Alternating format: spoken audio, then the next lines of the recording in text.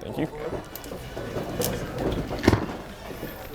So, first of all, thank you so much for coming. I know it's Tuesday, and probably you guys are already tired with the week that you have ahead. So, honestly, I and Nancy, we didn't have this like fully planned out because it was just something that happened. So, and then the purpose of this particular meeting today, I think it's a special day. Why? You've probably seen the flyer, and probably you guys don't know the backstory.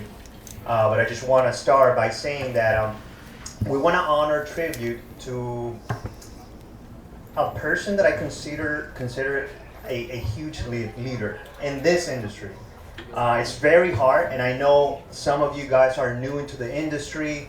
You want to start your real estate investment portfolio, your business, to wholesale. You want to flip, and sometimes we get trapped into or build ourselves into this identity of like, oh, I'm gonna become a real estate investor. I have to be a real estate investor, and then you get all trapped into it without forgetting the reason why you initially decided to be a real estate investor. And sometimes it's more about it's about your family or a legacy, or you want to impact others. You want to be a person of influence in your community, and I think those things are great to remember, because it doesn't matter how much Nancy and I or the guests come here and tell you about this strategy, this amazing thing, and that. Like if our mind is not in the right place, like it doesn't matter, you know. So even though I might start like on a negative tone, I promise you it will turn into a more hopeful and inspiring turnout. So I just want to start with, I'm not going to show the video because we don't have a TV here, but I'm going to play out a recent post of a friend of Oliver Saito. So he was very big here in this industry, and this other guy, Adam Sosnick, he's the right hand of Patrick Bet David. I don't know if you guys know about him. So Valuetainment, and so he mentioned this, and I just want to start with this. I didn't know he knew that guy. And then I just want you guys to hear it, okay? A lot of times it is overrated. It's a tricky game. I've seen people make Let me start it. massive amounts of money, and I've seen people lose massive amounts of money. It's not easy. Where am I going with this? I have a friend that was a massive real estate investor, massive, in Miami. You might have met him. And his company went under. And he was dealing with a lot of challenges and a lot of funding issues, especially with everything that's happening. And yesterday, I went to his funeral. What? Yeah, because he was worth millions, and he had to start over at zero. And he decided to not start over. And he decided to just end it. Sorry. And it was the most horrible, tragic, like this is the most fun-loving, energetic, like connector kind of a guy. Anytime in Miami, it was like, hey, we're all having a big get together, it's Christmas, it's holidays, like he was that guy. And yeah, this happened about a week ago, and nobody understood what happened. We thought that it was an overdose or something. I don't know. He definitely would go out and party, but that wasn't his thing at all. And his father gave a speech yesterday at his memorial, and his name is Oliver. I won't give you his last name. His father said, listen, I lived with him for the last 7 weeks, and we've been processing this entire situation. And we talked about life and death and reincarnation and Buddhism and Judaism and religion and meaning and purpose and vision, and ultimately the understanding that he needed to start over and rebuild his entire multi-million-dollar business. And he didn't want to start over, and he took his own life. And it's sad and it's horrible. How? Okay, yeah, it's sad. And but the good thing is, through him, he was able to impact so many people. And I can tell you, I'm almost willing to bet that a quarter of the majority of the people at that funeral, most of them, they have their own business. They came from that school of learning. And he was able to impact so many lives and create leaders. And I think that's something that we don't even talk about that often. And I think that one of the greatest characteristics of a leader is to be able to duplicate himself. We don't even talk about that. If you're able to duplicate yourself, you're building a legacy. And who greater example? I know he talks about like different religion, but I'm biased. So Jesus Christ, like up until this day, people talk about him. So and that brings hope and perspective and purpose. So with that being said, I wanted to introduce you to John Saito and Alain Damise. I was able to pronounce it. Yeah, because these are two amazing guys that I work with, and they came from the same place that I came from as well, that same company, and we learned so much, and this is basically the remnant of his influence in some aspect. And then I want you guys to know and understand their story. Like if you're a beginner, or if you already have your business, what are their challenges as business owners, and the influence that they're being able to work on with other people, etc., etc. And with that, I want to say this: that ironically, the following day, I think it was the following day or the same day, I heard Sylvester Stallone, the actor, talking about how Carl Weathers passed away. Carl Weathers is Apollo from the first movie. And he was like devastating. He's like, oh man, I don't know why I remember this, but it stuck into my head. And he said, without Apollo, without you, there's no Rocky. Without Apollo, there's no Rocky. And I think we all can identify with Rocky because you see that journey, that struggle, that journey, and at the end, you being redeemed. And I believe that on that particular company, that there's a lot of Rockies, and I guess like without Oliver, there's no Rocky. Alain Damise, no John Saito, George, and I guess someone here, another person. but not only that, they are impacting other people through that same effort, and I think that can happen to you if you are in this business and you're clear on your purpose. And you're not going to build your identity onto being a real estate investor, or I'm going to have money, or I'm going to have this. If you're not going to build your identity into the things that die in this world, then you're not going to die. So your mind has to be there. So without further ado, my boys here. You want to start?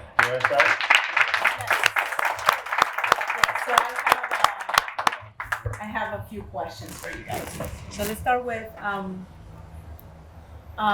what made you start this? So what was your first motivation to start the business, to become independent? Man, it's a tricky question. So honestly, I feel like I didn't have a choice. Honestly, when I decided to start the company, I essentially was looking for my dream job. And I went on Indeed, I was just trying, I wanted to find this company that had unlimited upside, limited downside risk. And then I looked for like a week and I realized it didn't exist. And I realized I had to go create it. And I realized the person that I became, I said, this was my only choice. So like, why did I start my own company? The answer is I didn't really have a choice because the person I became, that was the only option for me. So yeah. Thank you. What about you, John? I always enjoyed like the flexibility that, well, we started in a 1099, so we were always working within like your own realm of time management and everything. And when you never worked in a salary role, which I never have, you immediately love the lifestyle. So the next transition out after a wholesale company is you either work for another wholesale company or you do it yourself, or you grow a large shop like Oliver did and you take over Florida. But, you know, so it kind of just was almost a little bit what Alan said, you know, your back's against the wall. What are you supposed to do? I love the lifestyle. I know what I want. I don't know what it is today, but I know what I want in the future. And I know that real estate equals dollars. And I know that they've said this a million times. More people became millionaires through real estate than any other industry. And I'm talking about regular people. So with that, I figured as long as I stay in this industry, I'll succeed. And then fix and flip and all the stuff we got into kind of fell in our lap. So I have another question. So for me, right, I have freedom. And because I also own my own business and I own my own time, I like it because I can, you know, live a life with a purpose, right? So what would it be for you, this freedom that you guys are able to buy through having your own business? What do you do with your free time? Do you have any free time? Yeah, that's Weekly. Or freedom. What about freedom? Let's just don't talk about freedom because I don't know how. I mean, my day to day, if I said I worked all day, every second of the day would be a weird lie because I do, but I'm also always doing what I need to do. So if I need to go pick someone up because I said I would pick them up, I make time for that to go pick them up in the airport because it's someone that I felt that deserves my time. If I'm working somewhere, I can't take the luxury of taking a 2-hour lunch wherever I want and then write it off. So there's a difference of, you know, you want to live, you know, the lifestyle that you want to live while still knowing that it's in the path of making the money you want to make. And it's not about what you make today. It's about what you like, just doing the right things, repetition wise. So what you said about freedom, you know, I think you mentioned it before about being able to pick up your kids, do things with your kids, travel, mission trips. For me, it's the same thing. If I want to go on a vacation when someone's able to, I don't want to be the one saying, oh, I got to work. I'd rather be like, oh, you guys have that time off? Let's go. Ticket purchase. Let's go. So it's the freedom. It's really the freedom, you know? Yeah, I mean, it's pretty similar to Saito. Yeah, for me, I think I had a realization. This is years ago. This is 2015. I remember I used to work at Wells Fargo. I was a personal banker. And I remember it was like April of 2015. And I remember I was reading all these books by Rich Dad, Poor Dad, Robert Kiyosaki, which I'm sure everybody read. And he has this awesome book too that is called Why A Students Work for C Students and B Students Work for the Government. And the A stands for academia, and B stands for bureaucracy, and then C stands for capitalists. And I remember reading that book. I'm in my like early 20s or whatnot. I was 24 at the time. I remember reading that book, and it kept talking about freedom. And I just got like immersed in it. And I remember I'm sitting at the bank at Wells Fargo, and I remember saying this to myself. This is literally 9 years ago. I still remember. And I said, as long as I'm in this role, I can never be at the beach on a Wednesday at 2 p.m. And it wasn't that I loved going to the beach. I just wanted to have the option. Right. That's really what it was for me. I was just like, okay, what do I need to do? Having the option, right? That's freedom. That's it. That's freedom. It's just having choices. And I'm like, what do I need to do to at least have the option to do that? And I remember, you know, a few months after that, I resigned July of 2015. And then I worked at Oliver's company. And then I remember like 2017, there's levels to it. But I remember taking a Wednesday off at 2 p.m. at the beach. And I was like, okay, this is making sense. So yeah. So can I That's a ask true you, story. for people that are new and they don't know what you do, can you explain real quick what you do? Yeah, essentially, I buy and sell houses throughout Florida. I buy distressed properties. We wholesale to investors, and then I also close on the properties myself and renovate them, resell them. So yeah. Maybe we can talk after this. We could talk. 0-day inspection. So we could talk. Alan, plug your company name. Skyline Trust, And then we baby. have John that is going to lend us the money. Hey, you see? It's a circle. It's a circle of trust. I know what you do, but a lot of people here don't know what you do, John. Can you explain to them? Well, so we all did work at the wholesale company. That's how we all got started. We only wholesaled, so everyone only knew wholesale. So that's why going out of it was a lesson, like big lesson for all of us. No one went to school for any of this. We didn't even work and learn any of it. But yeah, I got into hard money lending throughout the state of Florida, as well as fix and flip. While I was actually working at Property Force, the old company Oliver had, I had actually acquired a small property management business that I still to this day have, that kept me busy on a day-to-day. But the fix and flip, I just realized was you get more fulfillment out of it when you can, turn an ugly product into something beautiful, and that's something you're proud about, and like realtors compliment, and like you hear the feedback from the realtors, from the buyers. So it's pretty cool that your touch can create that effect. But it's a huge headache, so I'm not gonna lie. It's a huge headache. Project management is a huge headache. But yeah, so fix and flipper as well as hard money lender and Broward property manager. Thank you. I can pass it to you now, George. No, okay, that's so Saito, you know what? I don't know your story of how you came about to like, I'm just gonna do real estate. Like, how did you end up at that company? Out of college, it was either go to work for a gym or go into real estate. And then they told me, well, in order for us to give you a property, you need to come to the office. That was a part of the protocol. And like, okay, I'm gonna go. And then the person who actually I met was John Saito. And I don't think you remember, Really? but I met Didn't him. know that. For real? I met him, and I was like the investor, like, yeah, dude, and it was like I do remember that actually. a $30,000 home. It was wholesaling. Like you're never gonna see that. It was a wholesaler. It was acting like a wholesaler. What? I knew And I he was dude, broke as a joke, Holy and I shit, didn't I have do the remember money. that. But I was pretending to be an investor. Hey, that's taking action. So I didn't so know then this he goes like, story. yeah, Crazy, yeah. To be part of us, you need to put like $5,000 in escrow, and then we, okay, $30,000. whatever. I made up something, and then I left, and then I guess 2 years went by that I didn't take any action.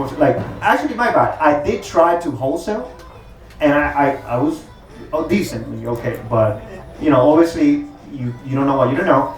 So I took a hiatus, almost like a year or 2 years hiatus, and then that's why I saved his number, and I was so tired of I kept thinking the phrase Albert Einstein, the definition of insanity is repeating the same thing over and over and over, and expecting different results. So for 2 weeks, I'm not even kidding, I would wake up and I would think of that phrase, and I was going nuts, and I got into a panic attack. I was crying, and you know what?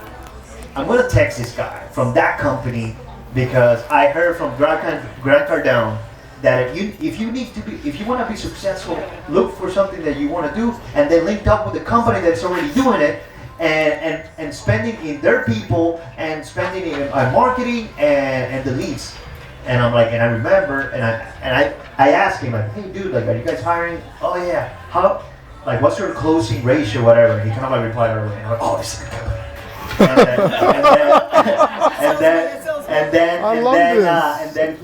And then he recommended me. Send your resume here, whatever, and boom. The rest is history. I didn't know that story. Yeah, That's dope. That's I didn't know crazy, that story. actually. That's dope. Thanks for reminding me that. Holy How about shit. you? That was so long ago. That's crazy, bro. I remember that now. I do. Oh yeah, so I think it was 2014 or 2015, I forget. So I'm reading the books, Rich Dad Poor Dad. I'm reading all his books. I was 2 years removed from college, and I wanted to just do personal development, and I got really passionate about the freedom and the real estate concept. Long story short, I actually bumped into, I don't know if you know this, Saito, I bumped into Adrian which worked at the company Meridian Trust at the time, and we used to go to high school together. And I bumped into him in LA Fitness, and I said, and he's like, "Hey, Alan, I needed to get in touch with you." I was like, "What?" And I found out that I spoke to his friend that I wanted to get into real estate. So I found out this guy named Adrian worked at this real estate company. And I remember I was just like, "Oh, how long have you been doing it? Like, how much money are you making or whatever?" Keep in mind, I went to Florida Atlantic University, got my 4-year degree, got my finance degree. And I'm talking to this guy named Adrian. I'm like, and at the time he was like 22 or something like that. I was like, "How much did you make? How much did you make?" And he's like, "Well, I made 250,000. I'm like, "Wait, what?" I'm like, "Wait, I did what, I went to school, I did this, and I'm not making close to that." And then this is what he told me. He's just like, "Yeah, well, I'm in real estate. I work for this wholesale company." And then he's like, "Here's what you can do." He's like, he goes, "I want you to put out a bait sign, which is you put out that you have a house for sale." And I would put 3 to 100K or 75K to see if you could build your cash buyer list, right? So I remember doing that. I remember I put a sign out in Palm Beach County because that's where I used to live. I would put 3 to 75K cash in Palm Beach County, and I remember. This is true story. This is true story. It's good stuff. I did it on I had to do it like on a Sunday or Saturday because if it was on a Monday, they would remove all the signs, right?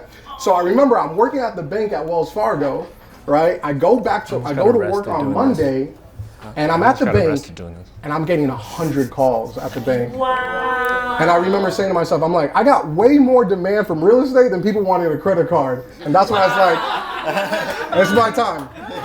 And then I applied to the position, and then by the grace of God, I got hired, and the rest is history. Wow, that's awesome. Thank you for sharing that. I almost got arrested in Riviera Beach, dude. I just wanted to add this. So I think that the powerful thing here is because I think it's, and this is not like a black and white thing, but I just think it's something that people often don't talk about it that much. And what they were able to do, and a lot of people, believe it or not, here in Florida, something that they were able to do, they were able to leverage from another company, and leverage from the knowledge, the things that they were already doing, and then from that they basically build themselves up.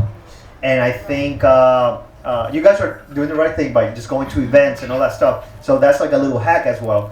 But what I'm trying to say here is like, once you start your business, remember that you have, it's like the baton is passed to you, and then now you have to pass it along.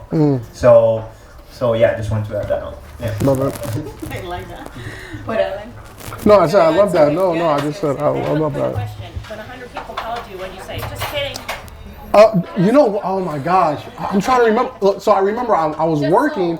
I couldn't take the calls right then and there because I was like working. So I went on my lunch break to take the calls. And actually at the time, believe it or not, I had a business partner. We started a company. This is 2014, which I don't know if you know this. Okay. I know about you know the it. story. I never talk about it. But I actually had a business partner, and we both just kind of looked at each other. We're like, bro, we're getting more demand from real estate than people wanting a credit card. So we would go on our lunch break to try to take these calls. And even though we didn't have a property, but we found out who actually had cash supposedly to buy a house. So I didn't take the calls at work, but I just said that was enough for me to be like, we got to do this full time. But did you just say, oh, it just sold, what's your Yeah, I would say it just sold. Then you get your criteria, what's your budget, and then when we have a property, we'll call you. So how long ago was that? This is literally 2014. 2014, yeah. That's when we did it. Okay. And what about I know you mentioned, okay, you were trying to decide. What did you had a moment in your life, Saito, that you had like that switch, like, you know what, I'm just gonna, like, real estate seems like the right thing for me to do. Or like, for example, he read Rich Dad Poor Dad, it did something in his brain. I had the same experience as well. What was yours in particular? Well, my father was he was a restaurant owner, so he was putting in like 80 to 100 hours a week in his restaurant. So as successful as he was, that's taxing, right? So that lifestyle ended up like hurting him. I mean, like physically, like when you're a restaurant owner, you tend to drink a lot. When you're always out, you sleep very little, you know. So, you know, the money wasn't as much of an influence as much of like having the flexibility to do whatever I want, which is, you know, freedom. But, you know, the number of how much wasn't really a factor. It was just freedom and never being able to say I can't do it because I can't afford it. You know, and a lot of people, especially early, you think we have to be like, yeah, you can spend it, but you also, if you're thinking you want to succeed fast, you save it. So it's like that, like teeter-totter scale, like do I save or do I just go and blow money on a trip and, you know, reset? But freedom was always it. You know, having friends that couldn't do something with us or family that couldn't come out just because of literally money and their job, to me seemed ridiculous because I always worked a 9 to 5 mentally, like hours wise, and even Saturdays. So the working the time wasn't an issue, but if I want to leave, I'm leaving because I'm working and I'm getting what I need to get done. So if I need to do what I need to get done for myself, I'm leaving because ultimately, if I do what I need for myself, I'll get what I need to do for the business done as well. But if I don't do what I need for myself, the business will suffer. So my mentality was always I come first to a degree with also having respect to where I was employed or, you know, working. We'll open up to Q&As quickly because we have a super special guest. So if you guys have any questions for John and Alan, here's the time. What's up? Who's the #1 agent at Skyline? I'm embarrassed. He's killing me. I'm blushing right now. You guys can't tell. That's my agent, Chris. He started with my company last year. Yeah. He's a star. He's a star. He's doing very, very, very well. Super blessed to have him on my team. He's doing phenomenal. Appreciate you. Send me deals. How can we get your? You know what? You got to talk to my disco manager. I just hired her. We'll talk. We'll talk after. What is your best piece of advice that you would give to a newbie? Ooh. Define newbie. A what? Define newbie. Are you a realtor? Are you in real estate? Because you just get in it. Like. No, I am, but I'm a new. So like, I just got my first couple rentals, but I want to grow. You know so that. Just keep networking and meeting people, and anybody that's willing to share valuable information, just literally network with them. You know, don't expect them to give you everything, but anybody that's willing to, just befriend them. I mean, the reason we feel comfortable doing everything we do is because we just immediately knew some of the biggest buyers, some of the smallest buyers, lenders, title companies, attorneys, like everybody, just because we're in the business, but no one taught us how to navigate it. You just have to be a human being and meet people. That's what it starts with. I think also another hack. People oftentimes today, they think like, oh my God, these gurus out there trying to sell their course. Yes, they have a course. And yes, they want to make money out of it. But it's a hack. They already have the knowledge. Obviously you need to vet them out.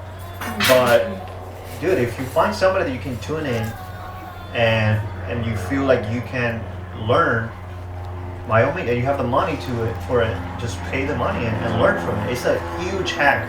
You're saving, everything's compiled into a course. So I think that's something to consider, because I know people want to protect themselves, like, oh my God, what if I fail? Don't think about that. You're already losing. The moment you feel like you're failing, that's it. You're gonna fail. Yeah, that's why the last book. Remember that Grow and Think and Grow Rich. Think and Grow Rich. Think and Grow Rich question is off that the if you let think Alan you're answer. going to lose, you will, Let and Alan if you answer think if you believe you will win, you will. So it's all here. I want to just add to that for her. One of the best things that I did, and I think it could be helpful, is if I could do it all over again, I would have hired a coach in year one. That's number one. Two, I would, which is obvious, right? Surround yourself with successful people, but what do you actually do with it, right? Like they say network, well, let's add to that. Find a way to add value to successful people first before you ask for anything. And so what I did when I was starting out, I was adding value to successful people for years to never ask for anything. And then when I finally asked for something, they went above and beyond to help me. And then I said, why did you help me? They said, Alan, you've added so much value to my life for years and you never asked anything. The least I could do is help you. It would be an honor to help you with something.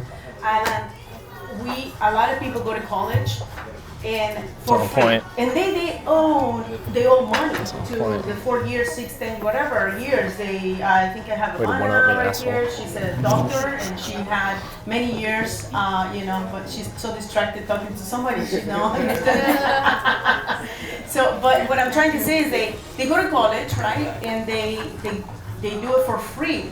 You're standing there for how many hours for free, and instead I'm thinking, I'm nothing wrong with going to college. Yes, you can do it. But go ahead. I don't. But what I'm trying to say is this: like people don't understand. If you go volunteer to try to shuttle somebody that is already somebody that is already doing this, it is just think of the same way that you are going to college for. You're acquiring specific knowledge. Go to help somebody. A lot of people, they don't want to put their time in. They just want to make the money, try to leverage quick and go. You're not going to gain any knowledge. So anyways, I just thought I had that. Yeah, just. And I think I heard this a long time ago from Ty Lopez. He said this, and he talks about the lottery mindset. A lot of people have that lottery mindset. What does he mean by that? Typically, you go to the supermarket, you play the lotto, and I don't know, something in your mind, I'm gonna win. And then next day you see, I didn't win, and then you do it again, but you think that because you play, like you're gonna win. And I think people go, I'm gonna go to university, boom. I'm gonna have money once I finish. Oh, I didn't have money. Okay, let me apply for my master's. And I think they go in life with that mentality, like, oh, I'm gonna network. Oh, I guess if I speak with Alan, I don't know. I did something, like I won the lottery, but no, there's something to it. It's building like relationship. Yes. It's time, and building relationships takes time. So you have to be willing to put that time into it. Like real relationship. Like deep, let me be your deep friend. relationships. Yeah. Like that's why we are here sitting together because we have built relationships together. So I'm sorry. So I used to sell a bunch of houses to this guy. I was just selling houses to this company, and I was telling this story today because I think through Ray, Miami shout out. Yeah, so they give you an interview and then they give you a shout out on their magazine, whatever. But I was giving thanks to Cal. Like, who would have thought the guy that I used to sell properties to? I'm giving thanks to him. Why? And then this guy from the office, he asked me like, well, oh, why did you say thank you? And because he was my mentor. And then I realized, was he? Yeah, he was my mentor. Like people think of a mentor like Karate Kid. Like you find Mr. Miyagi and that he's your mentor. But it's not like that. It could be a friend in a form of a friend. So he became a friend. He became a good friend, and through his just knowledge, I don't know. We're just talking, and like it just developed through years, and that's it. That's how it happened. And now I consider him like with somebody with high value, high status, and he's my mentor. So Is that Kalanda Scarver? Kalanda Scarver. Yeah. So, That's funny. So yeah. Very cool. So look, we have to. I know that. We're limited on time, so I wish we could. You can link up with Alain Damise and John Saito. They can give you their information. But now we have an amazing person.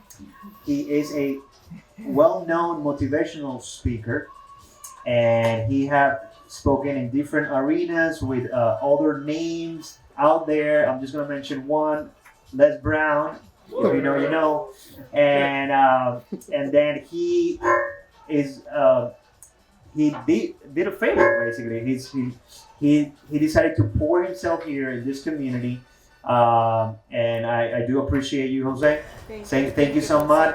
So he's the mindset disruptor. Remember what I say. It doesn't matter how many techniques we talk about, RV parks, multifamily, this and that, flipping. It doesn't matter how many, if your mind is not there and you're not able to disrupt your mindset, regardless of whatever happened into your life, you ain't gonna be doing nothing. So, something that he says is like, don't let the guy in the wheelchair to beat you up. So, dale, mete mano.